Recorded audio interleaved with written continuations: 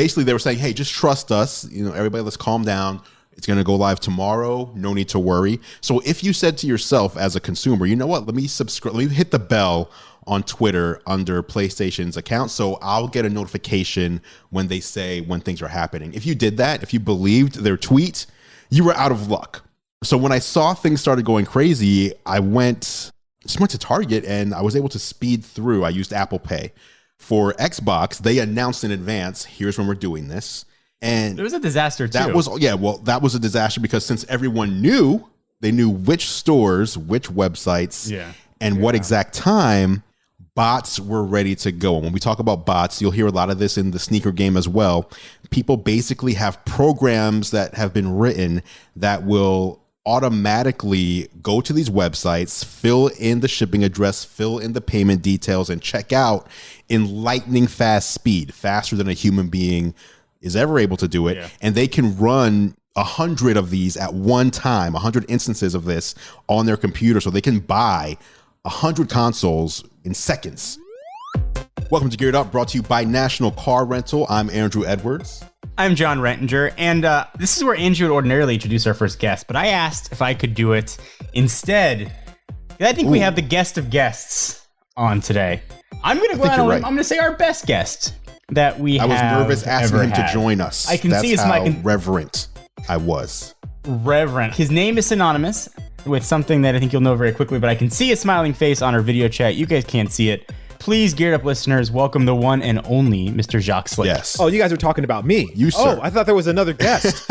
Welcome back, Jacques Slade. Welcome back. Thank you for joining us again, Jack. Absolutely. I appreciate it. I don't know what you guys have read about me, but that intro was way more than I deserved.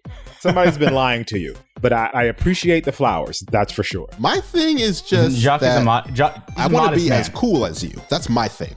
Oh, no. I run in the morning like an old man. I wear glasses. There's nothing cool about me. Nothing at all. For those who may not know Jacques or don't recognize him, Jacques is one of the guys who really made sneaker YouTube a thing. I mean, I think that's a fair statement to say. Started a while ago, around when I started with tech, and really sort of brought it to the masses and kind of exploded onto the scene when you got to do a tour of Michael Jordan's house in Chicago. Yes. Is that a fair? That was sort of the video that really put you on the map? Yeah, that's definitely the most viral thing that I've done. And Jacques has really ingrained himself in sneaker culture, in sports culture recently, in tech, and is one of those guys that can very easily jump in between verticals and do it very authentically. And I think that's really rare for people. He's a guy with a social conscience and just a generally good human being. So I'm happy to have him on here. He's a personal friend of mine. So I did a better intro, I think, Jacques, than perhaps your mom would do. Absolutely. And I'm happy. And I'm happy with that. This was definitely an intro that I needed. Made me feel great. Feel like I'm a part of the group now. People don't know this. Get that confidence boosted. Yeah, I want to be one of the tech guys so bad, but I'm a sneaker guy, and I just dabble in the world. I want to be one of the sneaker guys. Like, I love all of the tech guys, and I try my best to be a part of that group. I tweet at them all the time. I'm in their DMs, the whole nine. I'm just hurting to be a tech guy, but I'm in the sneaker world, and I love it. I love it just as much. But I'm happy that the tech guys, that they've accepted me into the group. I feel like I'm a part of the honorary. Clan. Honorary. Yeah. I will stop praising Jacques and start criticizing him in a moment, but he's the type of guy, for those that don't know him, who'll just check in on you. Haven't talked to you in a couple of weeks, just want to say hi. He's one of those kind of guys, and I think those type of people are rare. So that's it. I'm done being nice to Jacques. That's it. It's no holds barred down for the rest of the show. Knives are out from here on out. Before we jump into any conversation, Jacques, could you just tell people where they can find you online if they're interested in learning more about you? Yes. So my name is Jacques Slade. I'm a Gemini. I like long walks in the park. If you want to find me online, I'm on every social media place under the name of Kustoo, which is Kustoo. That's Twitter, Instagram, YouTube, Snapchat, Bumble, Grindr, all of those places. You can find me under the name of Kustoo if you need me. Perfect. All right, let's jump in. Before we jump into the tech topics, I wanted to touch on, I had no one else to talk about this with. And then when hey, Jacques going to be on the show. This is a good one. A friend of mine, good friend of mine on Instagram. He's on Instagram under the name Slim Pickens 101. And what he does is he goes to different stores like Ross, Burlington, I don't know, Payless, Target, whatever. These stores where he basically goes trying to find the needle in a haystack for sneakers. And he'll usually find decent stuff. But the other day, he came across these Scars Pizza Air Force Ones. And he didn't know much about them. So he posts a picture of them in his hand at Burlington with the price tag $59.99. Wow. And his Instagram instantly starts blowing up because on StockX, this pair of sneakers sells for thousands of dollars. I believe the current ask on StockX is around 11,000 and the highest bid is roughly 4,000. So there's a gap there, but either way, $60. And then DJ Clark Kent, who is the designer of these sneakers, actually comments on his post saying, hey, I designed those. I can't tell you what to do, but if I were you, I'd keep them. They're a piece of history. So a quick trip to Burlington, and he walks away with these. You never know what you're going to find in these stores. I think it's interesting because I think most people assume that when a sneaker goes live and people go crazy for it and it's gone in a minute, that's it. You're never going to see it again. Right. How does this happen? Do you know how this happens? How does a pair like that end up in a store like this? So there's a couple of different ways that something like this can happen. First of all, there are only 48 pairs, quote unquote, released. And I think that's something really important that people need to understand. There are the pairs that are actually released. And then there's also like the friends and family pairs. And then there's also the sample pairs. Then there's like B stock pairs that maybe didn't necessarily meet the quality standards. Something was wrong with them. Sometimes those find themselves into shops. So though 48 were technically released and that's what's been advertised, there's probably, I would say, at least another 5 to 10 pairs, maybe 20 that are just around somewhere. And sometimes a box gets misplaced somewhere and it gets sent back to a warehouse somewhere and it gets bunched with the shoes that aren't going to be sold or that were returns or whatever the case may be. And it's like, okay, we'll sell them to Burlington or we'll sell them to TJ Maxx or we'll send them to an outlet. And so like this guy just kind of got the luck of the draw. I mean, you see it happen quite often. You'll walk into a store and see something random like, oh, like how did this get here? Why is this Jordan here? Or why is this shoe here? And this guy just really, I mean, he just got super, super lucky, even for one, that he even recognized it. Because most quote unquote sneakerheads won't even recognize the shoe. I've never seen them in person. So I might have walked right past them because it's something that I've never held in my hand. I've never seen it in person. Like, and again, there's only 48 pairs of them. If you've only seen them, you've only seen them online. So, you know, unless you were in New York at that same time at Scars Pizza. So this is like a gold mine find. I mean, I would equate this to like a random person walking into Best Buy and asking for like the new iPhone and getting sold the new iPhone a week early or something like that because whoever was at the cash register didn't realize that the phone hadn't released yet. Did you know that 48 number off the top of your head, or did you look that up? Oh no, I had to look that up. I don't know that off the top of my head. I knew they were. I was going to say that was so smoothly impressive. Right. Oh no, I knew it was a limited release, but I didn't know the exact number. I knew it was under 100 though, for sure. That was almost Sarah Dietschy-esque. If sneakers were cameras, the way she would just rattle off a random. How did you know? Just off the top? Yeah, I just knew that. I just knew. Okay. I just know. Gotta get it. All right, let's talk game consoles. Did you guys get your pre-orders in? PlayStation 5, Xbox One X, One S. How'd it go for you guys? Is frustration a way that it goes? Is that accurate? Is that an accurate way to describe it? Jacques, were you looking for PS5 or Xbox One X or Series both. S or X? I was trying to get both. And I'm so hurt and so damaged by this process in the sneaker world that I just don't have the energy to continue fighting for video game consoles. Like, I'll try. You don't want to have hashtag Saturday every day of the week? Yes, it's definitely Saturday every day of the week. Like, I go through it for sneakers so much. And then when it comes to the video game consoles, like, I tried. And I probably spent like 20 minutes trying. Then I was like, you know what? I just don't have the energy. I can get it later. It's not like sneakers where that's the last time you're going to be able to get them or you have to pay some crazy resale price. At least with video game consoles, you can wait 2 weeks and you'll get it at regular price. You just won't be one of the super cool kids that got it at launch. True. So that applies to both consoles though? For you? I think that applies to both consoles. Like, I mean, as much as I would love to have both of them like the launch date, I think that if I get them 2 weeks later, I'll still be okay. You know what I mean? This is part of the reason why I'm not an official part of the tech group, guys. True. Is because if I was, I would have made sure I had both of them on day one. And this is probably part of my initiation, and I apologize in advance, guys. John, what about you? So I think I'm going to upset Jacques here. Yes, I was able to get both consoles. What? But also I was actually, and now I'm about to make Jacques happy. I was actually able to get a few extra reserved just to have. What? I know, I sound like a jerk. And I sound like the guy who's like on StockX about no. Sell the new J. So, Jacques, when they come in, I would be happy to have one of the PS5s Thank you. make their way to you on launch day. I appreciate that. I definitely appreciate that. How?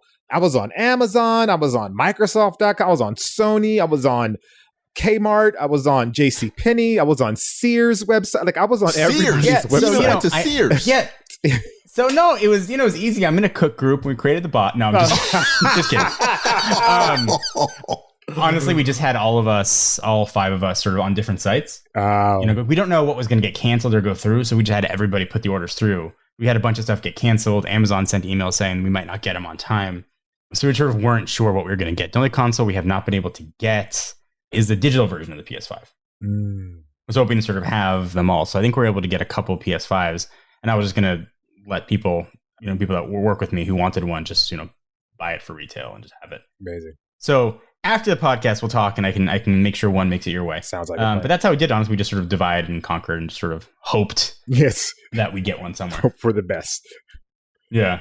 Andrew, how'd you make out? Yeah, so I'm actually searching my email because I don't even remember what site I was successful on for the PlayStation 5, but I was successful for the PlayStation 5. I got the disc version because for some reason I felt like I would have some sort of FOMO by not having a feature, even though on the current generation PlayStation 4 for the past 8 years, I have put a disc in there twice.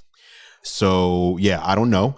And then for the Xbox, now, by the way, the PlayStation, I forget the site, but it was not difficult for me to do it. I think it was Target. I just went in. You got lucky. And there it was. I just sped through checkout. I made sure I was logged into everything prior. Then I saw on Twitter, though, because PlayStation was like, hey, tomorrow is the pre-order date. Everything's going down tomorrow. Disaster. And then all of a sudden, within like an hour, everybody was selling them. And part of the issue here was that in that tweet from PlayStation, they were like, basically they were saying, hey, just trust us. Everybody, let's calm down. It's going to go live tomorrow. No need to worry. So if you said to yourself as a consumer, you know what, let me subscribe, let me hit the bell on Twitter under PlayStation's account, so I'll get a notification when they say when things are happening. If you did that, if you believed their tweet, you were out of luck. So when I saw things started going crazy, I went to Target and I was able to speed through. I used Apple Pay. For Xbox, they announced in advance, here's when we're doing this. And it was a disaster too. That was a disaster because since everyone knew, they knew which stores, which websites, and what exact time, bots were ready to go. And when we talk about bots, you'll hear a lot of this in the sneaker game as well. People basically have programs that have been written that will automatically go to these websites, fill in the shipping address, fill in the payment details, and check out in lightning fast speed, faster than a human being is ever able to do it. Yeah. And they can run 100 of these at one time, 100 instances of this on their computer. So they can buy 100 consoles in seconds where you're trying to just add something to your cart and check out. With Xbox, so with PlayStation, I was able to get one console and I was fine. I'm more of an Xbox guy. With Xbox, I was able to get both the Series X and S, and I believe I have I think I have 2 Series S and 3 Series X for the same reason. So I anticipated, this wasn't because I wanted to buy them and resell them. I anticipated what we've seen happening, which is you successfully buy your console and several days to a week later, you get an email from the store you bought it from, which says, hey, we were just notified of how many consoles we're getting. We may not be able to get this to you, not just on launch day, which is November 10th or November, is it 12th for the PlayStation? Not just the 10th or the 12th. We may not get this to you until 2021. So people have been seeing that from Amazon, and from GameStop just started doing that a few hours ago today. That's why we had a few. Exactly. That's why I said I'm just going to buy a few. I went to Microsoft Store. I did Target, and there was one other one. It might have been Walmart. But I just said I'm going to go to 3 different places, order what I need, and hopefully one of them comes through. And obviously this is barring all 3 of us have relationships with these companies where we'll likely get review units if there's availability, and we'll, but you never know. Nothing's a guarantee. And so, that was my launch day. Xbox was way more difficult for me than PlayStation for some reason. The launch days are interesting. And listen, I'm console agnostic. I'm not the big time gamer, but I do prefer Xbox. I did a video recently on an accessory for a phone that ties into Xbox. It's the Razer Kishi. Yeah. It's a little adapter plug into your Android phone with USB-C that gives you Xbox feeling control. Yes. That you can use on your Android phone with Game Pass, which is amazing, and then cloud gaming, which is in beta. Mm-hmm. And over not great internet connection, I was streaming games that I had never played before with cloud saves in there. If you're not set on Sony for like exclusives, or you're not like really in deep in the PS5 and the Sony ecosystem, man, that's a killer reason to consider. I mean, even in either an Xbox or just a Game Pass in general. I was blown away by seeing how good that was working. Now, can I just interject? You said if you're not in the Sony ecosystem, I'd argue if you are in the Sony or Nintendo ecosystem, and this will actually take us to our next topic. Microsoft just bought ZeniMax for $7.5 billion in cash.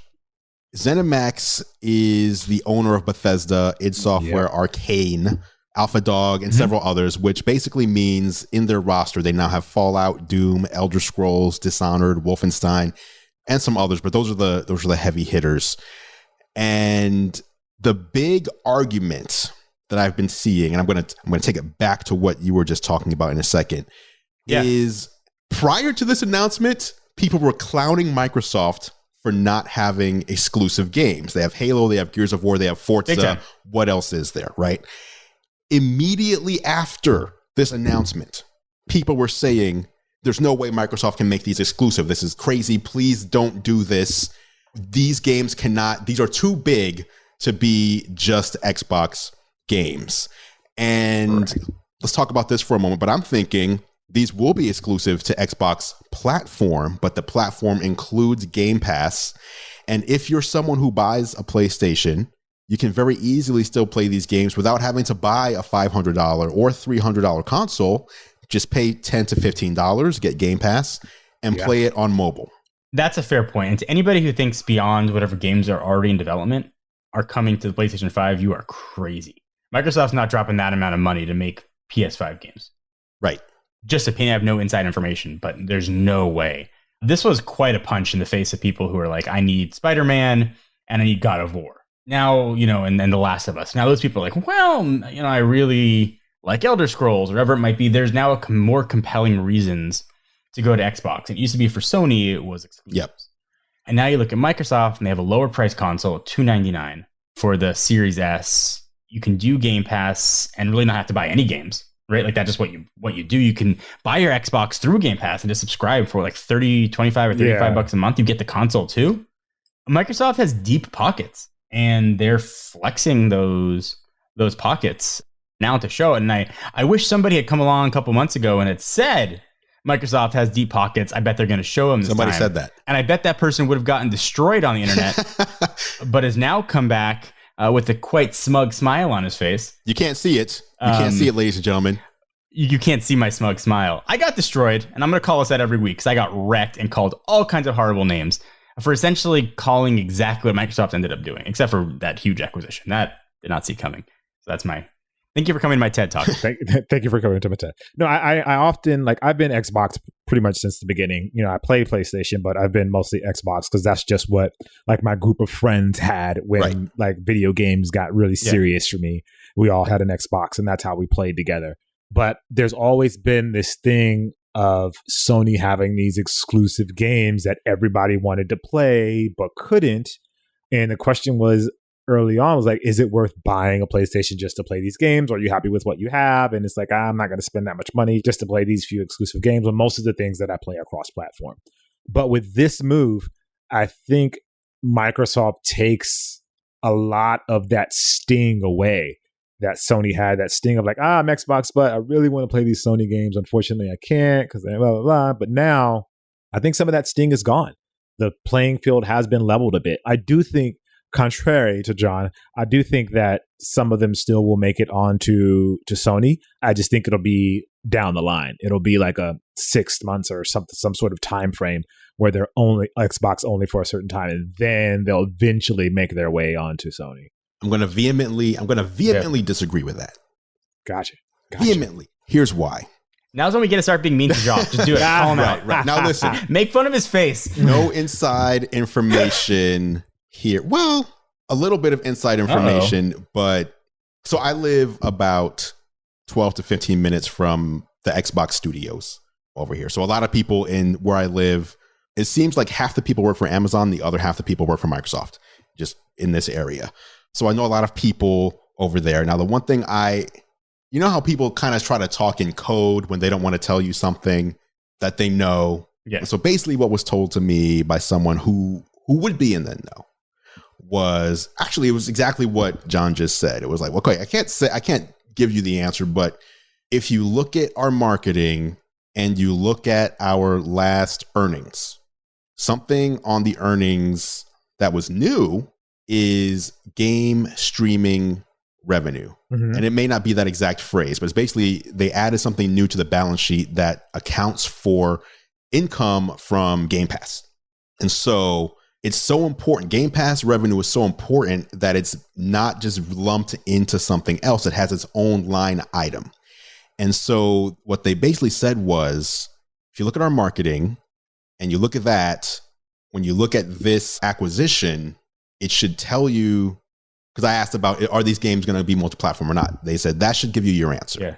And what I believe that means is, because they wouldn't give me anything more than that, but what I believe that means is it's more important to Microsoft to get you to subscribe to and pay for Game Pass than it is for them to make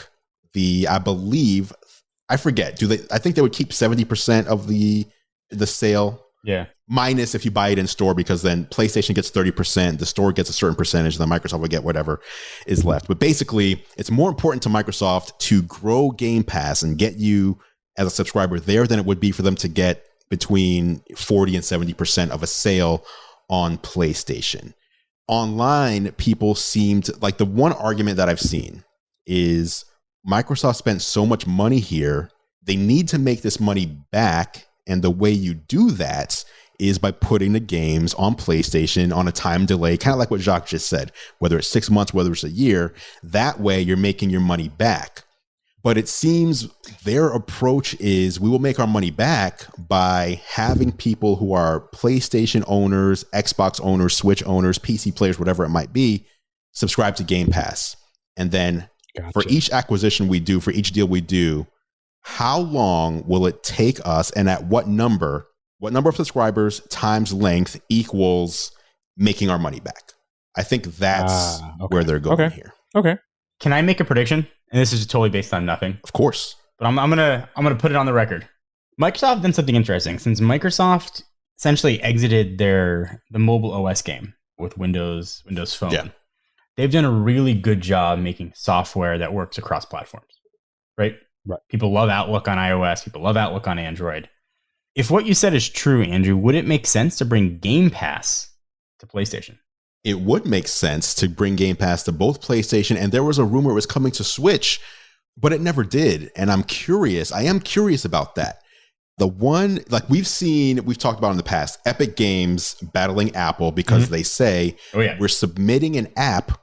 We believe that we should be able to submit this and use our own payment processes, right? When it comes to game consoles, they are very Apple-esque. It's, we own the console. We decide what games or apps will appear on this console. And I am curious, if Xbox made a version of the Game Pass app for PlayStation and submitted it to Sony, however that works, Does Sony review it and say, okay, this looks good, we're going to get 30% of the sale and approve it? Or do they say, no way? Could you imagine if, either way, it works out well for Microsoft? Yes. Sony turns it down. Microsoft goes out on Twitter, shares a copy of that rejection letter and goes, well, we tried. There'd be a revolt, right? Sony's hand would be forced. Yeah. So, but then that opens up. So this is an interesting thing to me. This whole Fortnite, iPhone, Apple iOS thing. Because essentially, again, like you guys were saying, that's the same thing as the Xbox console and the same thing as the Sony console. Yeah. Everything has to go through them. They take their cut. So if somehow they force Apple to open up, that means Microsoft needs to open up on Xbox. That means Sony needs to open up on PlayStation. And I think that's a bigger fight. And I don't know if Microsoft is willing to do that. And I think that's why you see Microsoft and Sony being like, they're stating their case for the Apple iOS store, but they're not fighting. Right. They're like, it would be cool. But at the same time, they're realizing like this is going to impact us as well. Because if they step into the Microsoft store, that means Sony could do the same thing into the Microsoft store. Absolutely. Gamers would win, right? Yeah, and gamers would win, which is a whole different conversation. And like that's going to cut into the bottom line of a lot of these companies. And I don't know if they're willing to do that. And I think that's why this Fortnite thing is so dangerous for those companies, because if they fight and they win against Apple, they're really going to be able to take that same fight to Xbox and take that same fight to Sony. Epic's going to be able to put Fortnite on the Xbox through the Xbox store or whatever it is and run all the Epic games through that store, and Microsoft not really get a piece of it because they can do their own payment processing, all that, all of that. So I think this is a bigger conversation. So I'm going to play this out business-wise. Let's play it out, right? So let's say Microsoft, who's really good at software, right? That's their jam, software, already has Game Pass available for Sony. Okay? And in that world, they make 70%. So whatever's the cost end up being 70% come in. Sony gets 30%. Does selling Game Pass on PlayStation mean people now don't have to buy Xbox hardware? They can still go out and buy their PlayStation. They can go out and they could get their Spider-Man, their Miles Morales, but still get the best of Xbox while still just paying one fee. Sony would win there too, right? Sony would win if you play it out in the console sale, but Microsoft wins in the software and that's side, where the money's made. From what you said, where it matters. The money's made in the software. The money is lost in the hardware sale. But what would be interesting there is developers would probably start developing more for the Xbox to get games on Game Pass, have a bigger user base. So really, everybody would win. You play that out, that's a win-win for everybody. I do believe Sony was the kind of company that would rather have 70 cents of a dollar than 100% of no dollar. I mean, I think so. So if you play that out, that's a logical conclusion. And you could flip it the other way too. Put, whatever PlayStation services on the Xbox. And then there's that option for gamers too. Gamers win regardless. And very rarely do consumers win when companies fight. But this is one instance where it might make sense for the companies to play. But we're assuming that Microsoft or Sony are going to get 70% or 30% of the sale. This is the whole thing with Fortnite. They don't want to give Apple any money. They want to be able to be a part of the Apple store, and every payment goes through them, so they don't have to give Apple any more money. So this is assuming that, because if this happens with Fortnite, that means Xbox has to open up their store, PS5 has to open up their store. And if that's the case, that Apple has to open it up and Epic can process their own payments without having anything due, quote unquote, to Apple, it doesn't behoove Sony or Xbox or Microsoft to open up their stores to let these Xbox people, let all of their customers get access to Xbox, and they see no fruit from that. That's a fair way to play it out too. I think it's going to be interesting. And obviously what's going on with Apple has a lot of implication in the industry. If I was to play that out, and judging by how sort of the first day of the hearings have gone, I think that Apple is going to end up on the winning side of this. Right or wrong, however you agree or disagree, I do think Apple is going to end up victorious, but I do think they will still end up making changes to how their model works. That's how they've done it in the past, right? They've been proven wrong and they eventually make changes, but they're going to defend it to the end and then have the changes be their decision. Well, not just that. We've seen Google in the past day say that they are going to start enforcing a 30% clause the way that Apple has. Yeah. So now they've done it a different way. They're saying if you're using Google Play you have to give us 30%, which currently services like Netflix and Spotify are not doing. So they will have to comply. But Google is also saying we will also make it easier, starting with the next version of Android next year, for you to create your own app store on Android. So if you want to put your own apps and keep all the money, put it in your own app store and don't put it through Google Play. You can do that too. So there'll be another option. Epic Games did that before and it did not work out very well, which is why they ended up putting Fortnite on Google Play in the first place. But that is a stark difference to what Apple is doing, which is saying 30% and that's it. There is no alternative app store on our platform. Switching gears just a little bit or different angle, where does this leave Nintendo? All the talk right now is about PlayStation, Sony, and Microsoft and these consoles. And quite frankly, Microsoft has a $299 console, which is what a Nintendo Switch costs. And they have their $499 console, which is what a PlayStation 5 costs. Microsoft's competing on both levels with the cheapest console that is next generation and the fastest, most powerful console that is next generation. What does Nintendo do? How did they stay a part of this? Microsoft and Xbox are out here playing chess, and Nintendo is clearly playing checkers. I don't think it really matters that much what Nintendo does. Now, rumors are there's a pro high resolution version coming sometime in Q1 of the Switch. Yes, but the numbers don't lie. Numbers don't lie, right? Like, I think Nintendo has no interest in what those two are doing. I think the Switch for a lot of people is an add-on console to those that have an Xbox or PS5. I think a lot of people prefer to play just straight up on the Switch. I mean, I have young kids and I have an Xbox here with games that are appropriate for them. And 9 out of 10 times they want to play Mario. Yeah. Like, they don't care how good graphics are.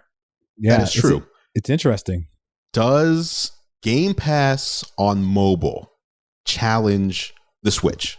I don't think anything's challenging the Switch. Yeah, I think Nintendo has a very unique place in the gaming world where people don't necessarily see them as rivals to Sony and Microsoft. They see them as complementary, or they see them as a stepping stone to those games or a relief from those games.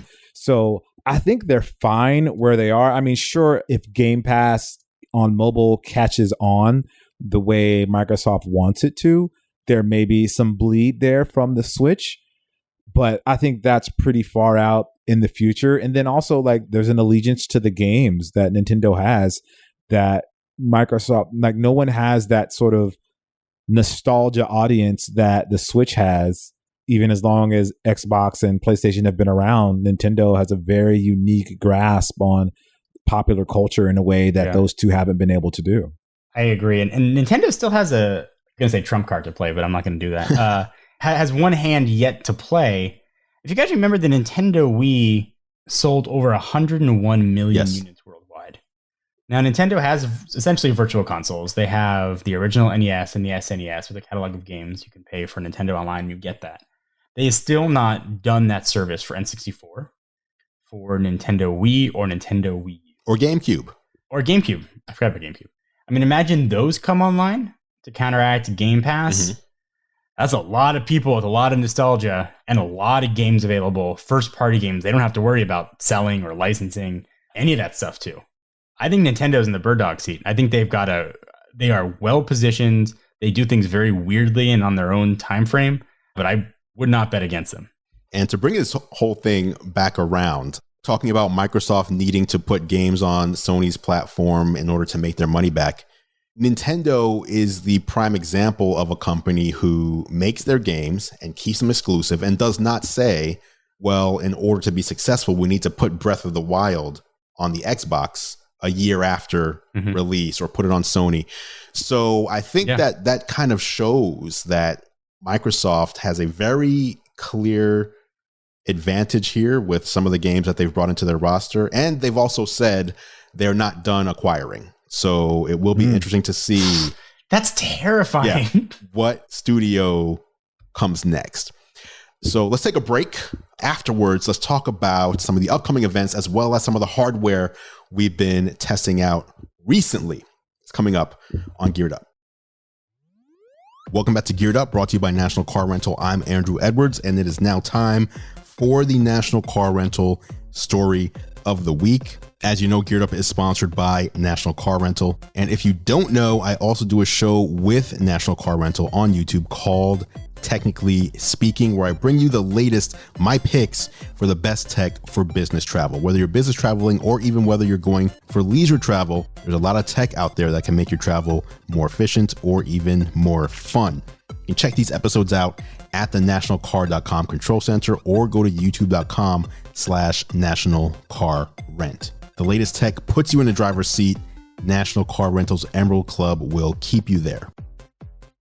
Once again, big thank you to National Car Rental for sponsoring Geared Up. All right, let's talk about these Apple Watches we've been using, John. So they came out roughly, what was it, about 2 weeks ago? Week and a half ago? 2 weeks ago. 2 weeks ago. Yeah, about 2 weeks ago. Series 6, Apple Watch SE, that was the main device announced, I think, in my opinion, the main device announced at the last event. Some people might say the iPad Air might have been I don't think so.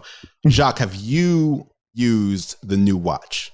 No, I'm not as cool as you guys, so I haven't used those yet. I want to try the oxygen sensor thing. Like, that's the most exciting thing about the watches. I use my watch mostly for running, and I'm actually pretty happy with it. I have the Series 4. Okay. So I'm pretty happy with the watch that I have. I just want to try the oxygen sensor, but outside of that, it didn't do anything that I was like, all right, I need to upgrade. Fair enough. I think that is a fair assessment. For me, there's a couple things that stand out that I really like. The first one is the always-on display is brighter in a way that's meaningful. The Series 5 had an always-on display, but it was very dim. And now it feels like it's still dimmer than the, I don't know what you call it, the in-use state of the screen, but it's bright enough that it just looks like it's on. Battery life has been better for me. Battery charging speeds are faster, but the main thing for me is the speed. Like, I didn't totally catch this part of the keynote when Apple was saying this, but it sounded like what they were saying was the S6 chip is based off of the chip that was in the XS, so the A12. Everything is just so much faster. Like, navigating, going into apps, going out of apps, like pulling up Siri, doing dictation, everything I do just feels like it happens instantly in a way that I never felt that way on a watch to me before.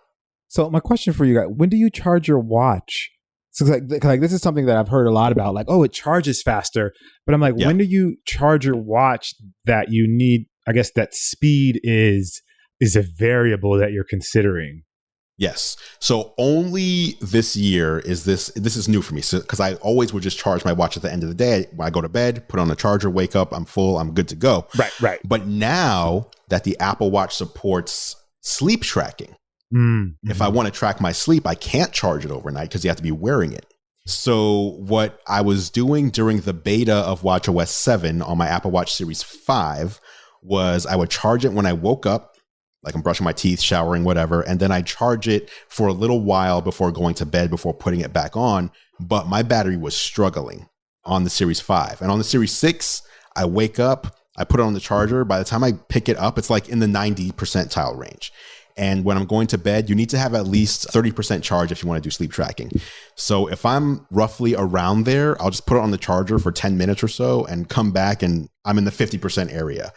And so I charge it just for a few minutes in the morning, maybe like 20 minutes in the morning, and then, 10 minutes at night. And I have not had any problems on the Series 6, specifically because the more efficient chip inside doesn't use the battery as hard, and it charges faster than the previous one. Okay. I can see that. Because I do mine similar. So what I'll do is I'll go running in the morning. So I need the charge there. And then when I come home from my run, I put it on the charger. That's when I do breakfast, shower, shave, do all of those things, kind of get ready. And then I grab the watch again and put it back on, and it's on again until the next day. And I'm usually fine. Very rarely is it like the battery's super low, but I'm able to usually to make it through on that. And so like I was always curious, and maybe it takes me longer to get dressed in the morning than I think. So maybe that's it. Maybe I need it takes a lot more work to make me this pretty than I realize. So maybe that's part of it as well. But I always wonder, like I've heard, I shouldn't say always, but I've recently heard like the speed of charging was a variable that people were considering, and I was like, oh, I wonder like how long are you actually charging it that is part of the conversation. John, what about you? I mean, I got sleep issues. So I've got insomnia. I've suffered on it for a while. So the only sleep tracking I've been doing is wear my Apple Watch, is why it's keeping me up at night. It keeps hitting my pillows and rolling around. So as far as my Series 6 Apple Watch goes, I use exactly the same as I did the last versions. I don't wear it at night. I like notifications. I don't use apps on it very much. It is definitely faster. It feels quicker. I don't know if it charges faster because I put it on at night and I wake up in the morning. In all honesty, I have noticed the screen is noticeably brighter, the always-on display, and the Taptic engine is better. Than last gen. I can feel it. As far as it being a worthwhile upgrade, it's especially a hard one to recommend. The blood oxygen, the oximeter, for me works about half the time. Yeah, it's not great. Oh, really? I didn't realize that. Wow. Yeah, it mostly says like unavailable and not working. Or it'll say like, hey, you have 100% blood oxygen level. Then you try again like 10 minutes later. It's like, hey, you have 82%, which means you're like on your deathbed. So, yeah. All right. And Apple has said it's not for medical reasons, more of like, hey, just so you know. Just a reference. I do think that the blood oximeter stuff is a precursor to other big things coming. For sure. Things that use blood oxygen, so panic attacks and that kind of stuff. I think it's a much bigger play. But right now, it was more of like, oh, look, it does that. And then I've forgotten about it. So I think, for Jacques and others, if you have a Series 4 that does have the ECG feature, which I think is probably the last killer Apple Watch feature, and you don't care that you have to go like this, flick your wrist open to see the screen, there's very little reason to upgrade to the 6. I mean, there's no compelling reason to do it. And if you do want the always on display, you can probably get a killer deal on a Series 5 right now. Absolutely. Don't you have one you're trying to get rid of? Series 5? I do. I am selling my Series 5 up on Swappa, by the way. But I'm selling my Series 5. Shout out to you, by the way, for the Swappa tip. I don't know what happened, and I don't know why. I mean, it must just be the rarity, but basically, I brought that up because John and I both had the ceramic Series 5, which was basically the top of the line Apple Watch. And when I say top of the line, what I mean by that is the material. There was no difference in the actual technology, the speed, the power in the watches that you buy, other than what it's made of, the physical makeup. And so we have these ceramic ones from last year. Flex, ladies and gentlemen, this is called a flex. Please pay attention. This is called a flex alert. It's a flex alert. Now listen, here's the thing. When you buy an Apple Watch and then you want to sell it the next year, you're not usually getting anywhere close to what you paid. And that applies to anything, right? Like anything in this world. Apple stuff typically does hold its value a little better than others, but the anomaly this year is that Apple did not release a ceramic model. So they're more rare. And so John sends me a text saying, hey, did you know that Apple Watch Series 5 ceramic models are selling for around $1,500 on Swappa? I paid $13.99 plus tax for this brand new last year. Wow. So I put it on Swappa just like, is this guy correct? I put it on there and like within 18 hours, $1,500. Bam. So yeah, thanks, John. Thanks for the tip. That's crazy, but I guess they're so rare that if people want that look, this is the only way to do it because Apple doesn't sell them anymore. There's no ceramic. But it's crazy that it's rare, right? People could have bought this like 3 weeks ago. Right. From Apple. Right. Correct. Wow. I had somebody say, hey, I know you got your Series 6. Can I buy your ceramic one from you? I said, sure. Like, how much you want? I was like, I don't know. I was like, just go on Swappa and see what they're selling for and just tell me. And he came back and they're like, they're going for $1,500. So that was a very shocking surprise there. Yes. So if you have a ceramic Apple Watch and you want to upgrade and you want to use the last one to kind of make some money, since the other thing is the most expensive current Apple Watch is roughly $800. So if you sell your last year's ceramic, you will have basically enough money to almost buy 2 of the most expensive Apple Watches if you want to. But I digress. Let's talk about this Amazon event that just happened earlier. It was last week. Mm-hmm. Did you guys see this? There's really only one. There's really one main thing to talk about, right? Right. The main. I mean, we just brand new, awesome Echo shows with screens that move. Technology's better, new algorithms, conversationally. Hey, Wi-Fi 6 Eros, that's cool. What great! Amazon did a lot of awesome things with the Echo devices. If you like them, the ecosystem, there's better versions out now. But there's one product that's not even coming out until next year. It was the talk of the event. That is the talk of the event. So, Andrew, I'll let you take that one. Oh boy. Well, I don't know how I feel about this. So Ring, which is a company that Amazon owns, and if you're not familiar, Ring started with video doorbells. That's pretty much their bread and butter. Yep. They have very extensive privacy features in their app to allow you to be very granular with your privacy. But at the same time, there was also controversy with Ring because they have teamed up with police forces across the country, allowing them to get the video footage that your Ring devices have recorded without your permission. So, question, were they actually giving people video? Because I felt like there was, and maybe I need to research this, because I wasn't sure that they were actually giving the video to the police. I thought they were allowing police access to who had rings in the area and allowing them to contact those people, but not actually giving them the video. I would need to research that, because I think that was part of it. I think the fact that they were giving police information was the problem, but I don't think they were actually giving them video. But I could be wrong. I could be wrong about that. But even still, people were upset about it because that kind of puts you in a bad position. If you decide that you don't want to share your video, police are going to be like, "Why don't you want to share your video?" Right. The robbery happened right across the street from your house, and now you don't want to share the video. Like, it puts you under suspicion. But either way, they shouldn't be working with the police in that way, I guess. Yes. But that is a good point, though. I was going off of what I heard and what my understanding was, but it is not something I researched. So that could be the case. But now Ring is going to be releasing in 2021 an indoor camera that flies around and patrols your house. Nope. It sounds like you made it up. Like it sounds like an April Fool's joke. The launch video that they showed looked like it was out of a sci-fi movie. Basically, the camera, and so this is the one thing I want to say. The camera, if you can imagine this, since this is audio, there is a drone, which is the shape of a little puck with a stick coming out of the bottom of it. The camera is on that stick, and that stick goes into a base. So that actually does not sound... That sounds ridiculous. Way to sexualize that example there, Andrew. So listen, basically what I'm trying to say is when the camera is not in use, when the drone is not flying around, the camera is inside of an enclosure. It cannot see anything in your home.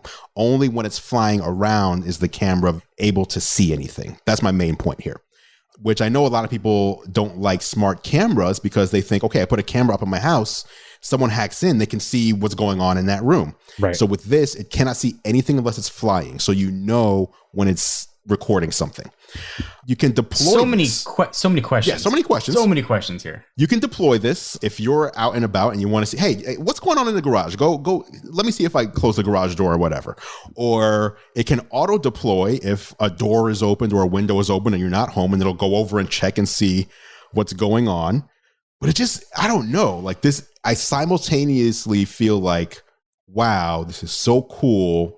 This is futuristic. I need this almost in the way that the original iPhone was, where it's like, it feels like this is pulled 3 to 5 years out of the future and being handed to me today. Mm-hmm. The other thing is this has a creep factor of which I rarely feel about new technology.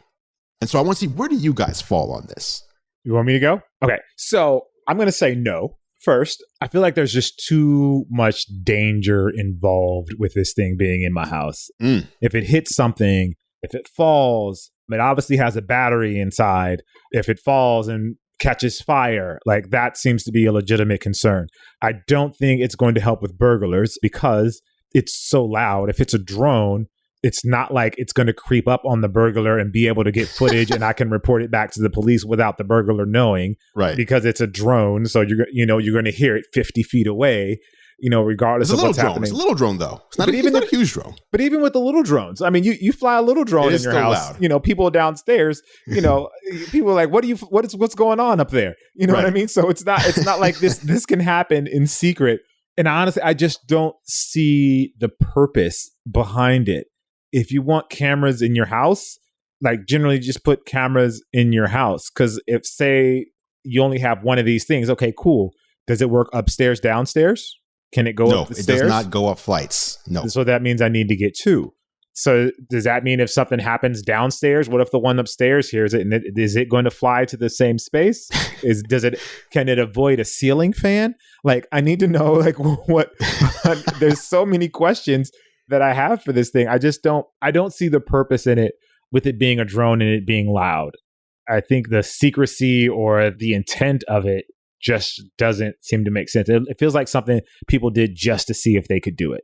If this was constantly going around my house, if I was like, all right, I'm leaving for the night, let's set the drone to tour the house, and it flew around the house and it kind of monitored things all the time at a constant rate, maybe that's more of a consideration. But if this is reactionary, I don't see a purpose for it as a reactionary tool, especially if somebody's coming into my house because they're obviously going to be gone as soon as they hear that there's a flying drone in the living room. Yes, that makes sense. Now, let me just add one thing in. I don't know if this changes anything for anybody, but if you have an Amazon Echo device, you will also be able to have it. Not only will the drone deploy if someone's coming into your home, but your Echo will also play the sound of wild barking dogs when someone tries to enter your home as well. So you have the dogs coming out of a speaker and you've got the drone coming in to see what's going on. John, where does that leave you? So I had two immediate thoughts when I saw this. First was, man, Amazon always takes things one step farther than people are comfortable with. Like coming into your house, coming to your garage, opening your trunk, and now a drone. And the second thought was, man, I can't wait for the outdoor version. Like let this thing patrol the outside of my house. I'm like, oh, I'm in. Like 100%. I mean, granted, it's like Cyberdyne and Terminator style. I am super in, though, on the drone in my house. Obviously, there are questions about dogs and cats and knocking into stuff. I think it's just cool. I don't know if I would use it. I see the use case of whole home monitoring. So I have a lot of cameras around my house. I've got kids that like to, check in on them when I'm not home. But there's an area in your house where you don't have a camera. Being able to sort of fly your drone over there and check things out. I see the use case. It's certainly terrifying. And there are dangers, like you guys said. I can't wait to try it. I mean, in all honesty, and I get all the concerns and everything you guys said is totally valid. Everything Jacques said totally resonates. But I still can't wait to try it. Like, it's a drone in my house. Like, let's see, is it going to hit walls? Is it going to catch fire? Like, I don't know. Let's try it. Will the dog jump up and grab it out of midair? Yeah. Right. Are my kids going to grab it? Like, I don't know. Let's see what happens. Let's watch this disaster. Yeah. And how does it determine, like, my dog being annoyed at the dog across the street and starts barking versus my dog barking because it hears somebody in the backyard? All fair questions. I cannot wait to try to answer every one of these. And my inclination is going to be an absolute disaster when it launches. And I'll get better with software updates, but I can't wait to see the disaster. Or maybe it's going to surprise us and be amazing. That's cool. There's new technology that we have no idea about. Now, how often does that happen? Let me talk about some of the things I don't like. And I don't know why I think this way. Like sometimes I just get skeptical. Why are you the way you are? Right. Andrew? Like, I don't know. Like sometimes, like, I got this new house and like I saw there were some moles down there. And people are like, hey. Did you say moles? You have moles in your house? Not in the house, like outside. Like we got moles? Like that's a problem. Like moles? Are they gophers or like actual moles? One of those, I don't know. But basically they make these little holes in the yard. And so it's like we have wild chinchillas in our backyard.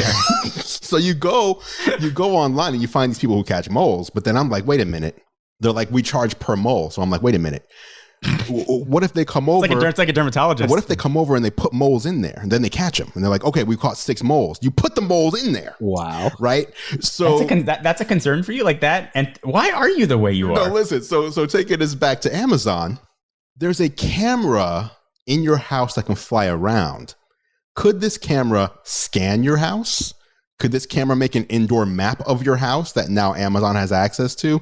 Could Amazon at some point say, could Alexa say, hey, we noticed that your kitchen island has a 3x5 section that's empty. Would you like a Echo Show? Would you like us to order you one of those to put there? Because it looks like it could use a piece of technology. I don't know. Like, legitimate question. Is it just what they say it is, or is there more to it? Are they collecting data that we don't know about? Because this happens a lot. Like, I feel like a lot of times companies say, okay, we're not collecting anything. And then later it turns out they are. And then they say, oh, wait, that was just a bug in the software. We're going to release an update to stop doing that. We didn't realize we were doing this. Okay. What could having a camera that's flying around your house, what could that do as far as information? I know, John, you don't care. You don't care about security. You've said this before. I don't care about privacy. I want to talk more about you on a drone following the mole man around. Checking, did he pull moles out of his pocket? No, that was how many moles did he get out of his pocket? Is he traveling with moles? Where is he getting the moles from? Like all these questions, only this drone can answer for us. If you catch moles down the street and then you bring them over here and let them loose, And then like who wants neighbor moles? Like get them moles away from me. But I'm saying that's an easy. If you like, hey, I charge per mole, and then you drop a few moles in my yard, then you catch them. But where are they keeping these moles? Like, how does this play out in your head? They got them in traps and cages. Wow. I'm just saying, I don't know. I'm not saying this is what happened. I'm just saying sometimes I'm skeptical of things sometimes. Okay. That's all. All right. That's respectable. So with this technology, I'm just kind of skeptical as to, is it just what they say it is, or is there more to it than that? That's all. That's all. You're not worried about this. It sounds like you don't care. You know, the mole scenario has not entered my head. I can't speak for Jacques. Maybe perhaps he has a mole problem at his home. I do not. I don't know. I'm like, and I know the hypocrisy of like, I don't care. But like, I just want to see this drone fly around my house. I just want to see how it plays out. Like, are my kids going to try to grab it with a net? I don't, like, what's going to happen? What if it hits a wall? Your kids have nets like, that they can just... big butterfly nets right in the backyard. I get John's point, and I too would be interested in seeing it in the house, but it's not going to be it's like a bad kid. Like, you know, like when your bad nephew comes over that like you can't really let him do anything. You got to supervise him constantly. I feel like I have to supervise this thing constantly. Like I can't leave it alone by itself. 100%. Totally agree with that. Makes sense. All right, let's get to the final topic of the show. Google has an event happening tomorrow as we record, which means it'll probably be yesterday if you're listening to this on the day of release. Google's launch night in. They sent a bunch of us some snacks. What? Some popcorn, they were like, hey, we got this event coming up. Google does not talk to me for some reason. Okay. They don't like me anymore, so I did not get any snack box. Okay, so what they did was they sent me an invite for the live stream. As part of the invite, when you said yes, it was like, okay, what do you like, sweet or sour candy? What? Do you like coffee, hot chocolate, or tea? There's like one other question like that. And then a box shows up, which is like full of coffee and a mug and a bunch of Sour Patch Kids and popcorn and socks. And they were like, just add a blanket and you'll be ready for launch night in, which, by the way, takes place at like 10 in the morning. So that's the night in event. The rumor is they will be announcing the new Pixel 5, which will support 5G, the new Pixel 4a XL, and a new Chromecast, along with potentially other things. I don't know that I'm super interested in any of this stuff, quite honestly. Maybe the Pixel 5 just to see what their next evolution of their camera is. But I don't know. What do you guys think? I'm just hyped for the next iPhone event, I guess. Listen, so I think there's a reason that perhaps Google is not talking to me. So I'm just going to say this because I know Google reps do listen to this podcast. I'm super excited to see what the Pixel 5 is going to be. I cannot wait to see how they pull together a flagship experience as they inevitably deviate from a flagship processor. I'm excited to see how their camera performs, and I'm excited to see what their software does with the camera. I'll leave that there. That's it. And I'll say, I'm genuinely excited for the event. I like seeing what Google is offering, especially when it comes to their cell phone. I like the plain Google, I shouldn't call it plain, but I like the pure, I'll say, Google Android experience over pretty much everything else. That may speak more to my personality than anything, but I enjoy that experience. So I'm always kind of excited to see what they're doing. And then obviously the photography, being a tech sort of guy, like that photo, video stuff always is intriguing to me, and seeing what they're doing and seeing how they're innovating in that space. So it'll be interesting. I think people have started to count Google out, and I don't know if that's the right attitude to have. I think that everybody goes through their lulls, and everything can't be super exciting all the time. But I think they're in this for the long run, and I think they're going to keep pushing. I feel like Google doesn't really care about selling phones. Like I feel like if you look at Apple, they very obviously care. Their business depends on selling phones. But Google, it seems like the phone is just one of just many things. They care as much about the phone as they care about autonomous driving, as they care about, they don't care about as much as search and search ad revenue. But all their other projects, it seems like the phone is just kind of equal. It's just one of so many other things that they do. They release it, they put it out there. Hardly any marketing ever. They put things in it that will help Google services advance and the Google Assistant advance. But other than that, it's not really a big deal to them. Am I off base? No, I don't think so. I think Google's still struggling to find out what that Pixel means. Like, what does a Pixel mean? Is it a flagship phone? Is it the best camera out there? And I think the direction they appear to be going with the Pixel 5, at least the rumors are true, is a lower cost, really amazing camera experience. Is a really good way to go. The Pixel 4a is an amazing device. Mm-hmm. You make a slightly better Pixel 4a and maybe a bigger size, and that's a killer phone. So I think going downstream a little bit makes a lot of sense. I think they'll find a much bigger market there for people who are looking for, what a Pixel device brings to the table, which is a lot. I do think they need to make, if they are going to take that sort of philosophy, they do need to make a trophy phone every year, which I worry they're getting away from. They need the trophy phone, and then they need like the 4A kind of thing. And the 5. What would a trophy phone be? The Ultra Pixel, man. Yeah, there you go. Like a high end is what you're saying. Yeah, like a high end. Yeah, like a high end. Like a super high end, spec'd out, all the latest, greatest, coolest things that Google has to offer. And then make a phone that most people are actually going to buy at the $399, $499 price point. It's interesting. It seems like this year, since the iPhone 11 was released, companies have been more focused on making good, inexpensive phones instead of inexpensive phones that are very clearly crippled in some way. The Galaxy S20 Fan Edition, the iPhone 11, the iPhone SE, the Pixel 4a. It almost feels like there needs to be some sort of big evolutionary step in the smartphone game, because the higher spec phones at the end of the day, while having higher specs, aren't really providing that much of a different experience when compared to a mid-range. And most people seem to be going for more of those these days.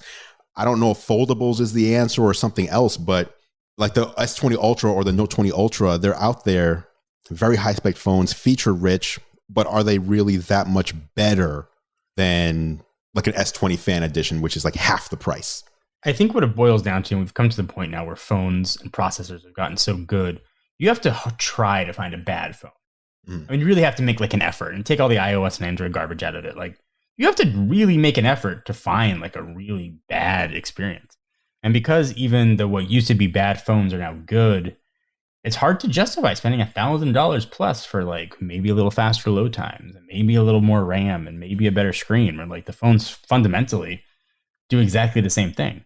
Yeah, I was gonna say the same thing. Like, it's that phones have gotten so good. Yeah. And it's not only that they've gotten so good, it's that they've gotten so good and you really don't need to upgrade every year.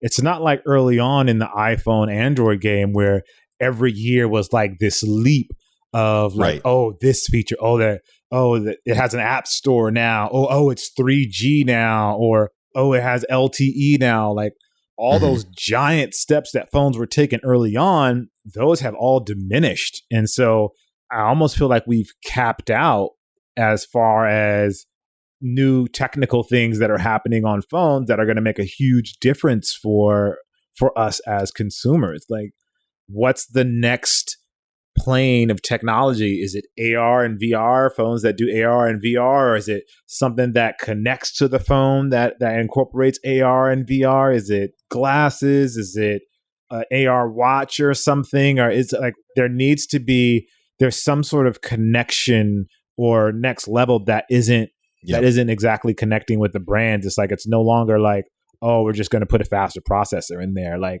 that doesn't matter anymore, because for the most part, the stuff that we need to do on our phones, we can do on our phones. Unless there's some sort of gaming component or video component or photography or something that comes along that requires more processing power, like the race for faster speeds isn't really going to make that big of a difference. Like, the milliseconds that it takes for something to swipe or for an animation to happen isn't going to sell me on, I need to spend another $1,000 or another $1,200 on the phone.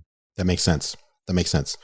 Yeah, agreed. We'll see what Google has to announce. And also, the rumor is Apple's iPhone event will be on October 13th. That has not been confirmed yet, but that's all signs seem to be pointing to that. So that's just about a little over 2 weeks away. So we'll see what's next for smartphones here in 2020. But ladies and gentlemen, let's thank Mr. Jacques. Jacques, thank you for joining the show, Mr. Jacques Slade. Thank you. Once again. Thank you guys for having me. I appreciate it. I always enjoy coming on the show. I am a 2-time guest. Has anyone else been a guest twice before?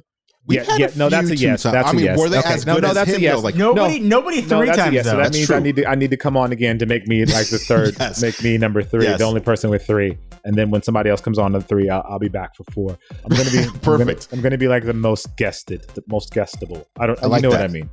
The most. That's like Alec Baldwin on SNL. You'll be our Alec Baldwin. Yes, I'll be your Alec Baldwin. I like it.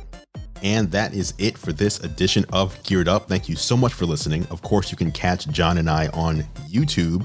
I'm at youtube.com/gearlive and John is at youtube.com/John4Lakers. Feel free to head over and subscribe to our channels to stay up to date on all the latest tech. Speaking of subscribing, you can subscribe to Geared Up in your favorite podcast app if you haven't done so already. Just search Geared Up, that's 2 words, not 1, in Apple Podcasts, Spotify, Pocket Casts, Overcast, or really wherever you choose to listen. If you like what we do, please consider leaving us a rating and review. It really helps other people find the show. Geared Up is a Gear Live podcast, and you can see more from us at gearlive.com. Thank you so much for listening. For John Rettinger, I'm Andrew Edwards, and we'll catch you in the next episode.